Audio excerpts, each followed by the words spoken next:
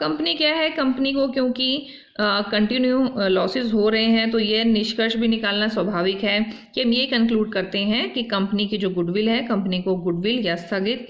आयगत पूंजीगत व्यय को अपलिखित रिटर्न ऑफ करने का अवसर ही नहीं मिल रहा है। एक कंपनी उस जो कि कंटिन्यू बहुत लंबे टाइम से लॉसेस को फेस कर रही है, तो वो ना तो वो गुडविल को रिटर्न ऑफ कर सकती है और ना ही वो अपने जो उसके जो आयगत या पूंजीगत एक्सपेंडिचर है उनको भी वो रिटर्न ऑफ नहीं कर सकती, और क्योंकि उसको कोई अपॉर्चुनिटी ही नहीं मिल रही है। कारण क्या है, क्योंकि वो लंबे टाइम से किसी भी तरह का कोई प्रॉफिट नहीं ले पा रही है। तो इसीलिए गुडविल या आपके जो स्थगित आयगत व्यय हैं, इनकी अमाउंट को आप बैलेंस शीट के एसेट साइड में कंटिन्यूस डिस्क्लोज करते रहते हो, क्योंकि वो रिटर्न ऑफ हो ही नहीं रही हैं। अगर रिटर्न ऑफ होंगे तो वहाँ से वो क्रॉस एंट्री हो जाएगी। अब क्योंकि निरंतर हानि होने की सिचुएशन में ये भी माना जाता है कि जो मैनेजर्स हैं, प्रबंधकों ने कंपनी की हानि को कम से कम प्रकट करने के लिए फिक्स्ड एसेट्स पर पिछले कई वर्षों में डेप्रिसिएशन के लिए कोई प्रोविज़न ही नहीं किया गया है। अब क्योंकि हम ये देख रहे हैं कि ऐसा कैसा हो सकता है कि कंपनी कंटिन्यू ही लॉस अर्न कर रही है, तो मान लेते हैं कि जो मैनेजर्स हैं उन्होंने क्या किया है, अपनी जो लॉसेस है उसको कम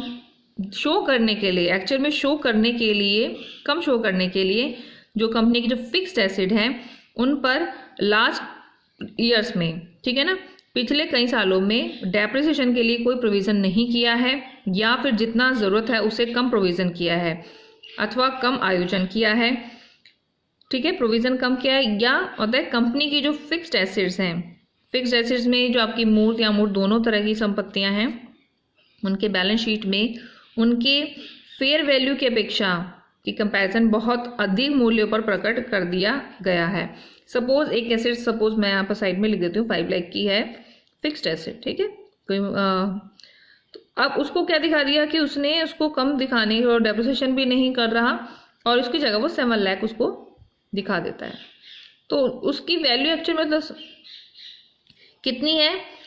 5 लाख की, पर उसने दिखा कितना रखा है उसको, बहुत अधिक मूल्यों पर, बहुत अधिक मतलब उसको 7 लाख तक दिखा दिया है। तो इन ब्रीफ ये कह सकते हैं कि जो लंबी अवधि तक निरंतर हानि उठाने के कारण कंपनी की पूंजी उसकी संपत्तियों के उचित मूल्य का सही रूप में प्रतिनिधित्व नहीं करती है। कैसे कि पहले तो हम ये देख लेंगे कि एक बिजनेस कितने सालों में किस साल में प्रॉफिट अर्न कर रहा है या लॉस अर्न कर रहा है। अगर हम देखते हैं कोई बिजनेस बहुत लंबे टाइम से लॉस अर्न करता जा रहा है तो देखेंगे उसका कारण क्या है। अब हम देख रहे हैं कि बहुत लंबे टाइम तक एक बिजनेस कोई लॉस उठाता जा रहा है, तो उसे क्या है, कंपनी की जो पूंजी है, कंपनी की जो कैपिटल है, उसकी एसेट्स में उसके एसेट्स के उचित मूल्य, यानी कि कंपनी की जो पूंजी है उसकी एसेट्स के अकॉर्डिंग नहीं है, संपत्तियों के उचित मूल्य का सही प्रतिनिधित्व नहीं कर रही है। जैसे कि कंपनी की पूंजी व्यवसाय में वास्तव में उतनी विद्यमान नहीं है। ठीक है, जैसे एग्जांपल लेते हैं कि एसेट हमने 5 लाख की खरीदी, ठीक है, फिक्स्ड एसेट है, ठीक है, फिक्स्ड एसेट हो गई हमारी। अब 5 लाख तक की एसेट खरीदी है तो हमारी कैपिटल पर भी इफेक्ट आया होगा 5 लाख का, पर वो दिखा रहा है कि एक वास्तव में आपने दिखा कितने की है, 7 लाख की, तो डिफरेंस नहीं मिल रहा। पहली बात तो बैलेंस ही नहीं हो रहा है, 5 लाख की आप इधर शो कर रहे हो जबकि आप अपनी बैलेंस शीट की एसेट साइड में 7 लाख के दिखा रहे हो, तो ये सही एक्चुअल में रिप्रेजेंट नहीं कर रही है आपकी कैपिटल को। अब जितना कि आपकी बैलेंस शीट की एसेट साइड का टोटल है, अगर क्या करती है, यदि कंपनी के बैलेंस शीट में एसेट साइड पर एक्सप्रेस होने वाली ट्रेडिंग लॉसेस या आपके स्थगित रेवेन्यू खर्चे या आपकी वैल्यूलेस गुडविल की अमाउंट या उचित मूल्य से ऊपर पुस्तक मूल्य दर्शाने वाली मूर्त या मूर्त संपत्तियों का योग लगाया जाता है। अगर देखिए जो मैंने आपको 4 चीज़ें बताई हैं, एक तो ट्रेडिंग लॉसेज हैं, किस तरह के हैं, एक तो ट्रेडिंग लॉसेज हैं, आपकी वैल्यूलेस गुडविल है, या आपकी जितनी बुक वैल्यू है उससे अधिक मूल्य पर आप फिक्स्ड एसेट के अमाउंट लगा लेते हो, या आपके स्थगित डेफर्ड आपके रेवेन्यू एक्सपेंडिचर हैं। अगर इस तरह की आइटम्स आपकी बैलेंस शीट में आती हैं तो इससे पता लग जाएगा कि इस अमाउंट के बराबर पूंजी व्यवसाय में खो गई या नष्ट हो गई है। तो ये मान लेंगे, जो हमारा जो पॉइंट बता रहा है कि जब खोई हुई या पूंजी को रद्द कर दिया जाता है क्योंकि लॉसेज हैं, लॉसेज किन से जनरेट हो रहे हैं, इन सब तरीकों से कि आपकी जो ट्रेडिंग लॉस है, डेफर्ड रेवेन्यू एक्सपेंडिचर है,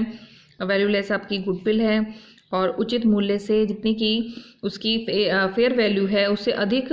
उससे हाई आप बुक वैल्यू दिखा रहे हो अपनी मूर्त और अमूर्त संपत्तियों को। अगर आपको ये आइटम बैलेंस शीट में दिख जाती हैं तो आपको इन आइटम्स के टोटल के बराबर ही जो आपकी कैपिटल है उसे व्यवसाय में खो गई या नष्ट हुई माना जाएगा। ठीक है, क्योंकि इतनी पूंजी वास्तव में कंपनी की विभिन्न हानियों को प्रतिनिधित्व कर रही हैं, कि ये सारे जो लॉसेज हैं यही कंपनी की लॉसेज को रिप्रेजेंट कर रही हैं, ना कि कंपनियों को संपत्तियों के, ना कि ये कंपनी की एसेट नहीं शो कर रही हैं, ये क्या है, सिंपल लॉसेज हैं। तो ऐसी सिचुएशन में मानना स्वाभाविक भी है कि कंपनी एक सिक कंपनी है, सिक यानी एक बीमार कंपनी है, और इसको सुचारू रूप से चलाने के लिए इसकी बीमारी का पहले इलाज करना पड़ेगा। जब तक कि समस्त अपनी जो लॉसेज हैं कंपनी उसको रिटर्न ऑफ नहीं कर लेती या न्यू कैपिटल प्राप्त करने के लिए वो मैनेजमेंट नहीं कर लेती है, इसके लिए कैपिटल रिडक्शन प्रोग्राम ही एक उपचार है कि पूंजी में कमी करने का एक कार्यक्रम चलाया जाएगा जिसके द्वारा अब तक खोई हुई या नष्ट हुई पूंजी को रिटर्न ऑफ कर दोगे। यानी कि जो आपके 4 आइटम्स थे उनको आप रिटर्न ऑफ कर दोगे एक प्रोग्राम के थ्रू, और संपत्तियों को उनके फेयर वैल्यू तक ही आप रिड्यूस कर दोगे तथा अंशधारियों से नई पूंजी प्राप्त करने का प्रबंध भी किया जाएगा। ठीक है, अब जो इन कंक्लूजन ब्रीफ में क्या चीज़ है कि आपको क्या करना है कि जो आपकी लॉसेज हैं, ट्रेडिंग लॉस हैं, उनको अब रिटर्न ऑफ करना है। That is the conclusion of this point कि that means you have to conclude return of your trading losses. जब तक आप इनको लॉस को रिटर्न ऑफ नहीं करोगे तब तक आप अपना जो व्यापार है, जो बिजनेस है, वो प्रॉपर तरीके से नहीं चलाओगे, क्योंकि इनको अपने बैलेंस शीट में एसेट साइड में रखने से भी ये एसेट्स की वैल्यू ज़्यादा दिखा रही है, जबकि हमारी वास्तव में कैपिटल के अमाउंट कम है।